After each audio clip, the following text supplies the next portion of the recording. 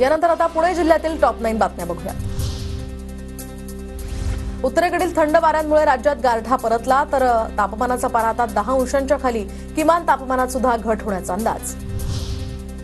पुणे जिल्हाधिकारी आणि तहसीलदार कार्यालयामध्ये ई ऑफिस प्रणाली, तर सामान्य नागरिकांचे हेलपाटे आता यामुळे थांबणार, जिल्हाधिकारी जितेंद्र डुडी यांची ग्वाही। पुण्याच्या खेड तालुक्यातल्या थंडीचा जोर पुन्हा वाढला, तर कडूसमध्ये थंडीसाठी जागोजागी पेटवल्या शेकोट्या।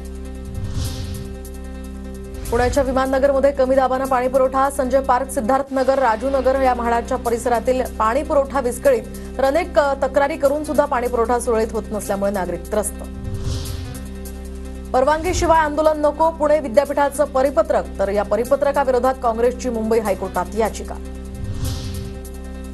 उघड्यावर कचरा टाकल्यामुळे बेशिस्त कोथरूडकरांना दंड, आरोग्य विभागाची कारवाई। राजमाता जिजाऊनगर, शिवतीर्थनगर आणि जय भवानी नगर यासह म्हातोबा नगर भागामध्ये उघड्यावर कचरा टाकणाऱ्यांवर कारवाई होणार। पुण्यातील बालगंधर्व रंगमंदिर रविवारपासून बंद राहणार, तर कलाकारांच्या तक्रारीनंतर रंगमंदिरामध्ये आता नवीन एसी बसवण्याचं काम सुरू। बालगंधर्व रंगमंदिर बंद असल्यामुळे रविवारपर्यंतचे सर्व कार्यक्रम सुद्धा रद्द करण्याचा निर्णय।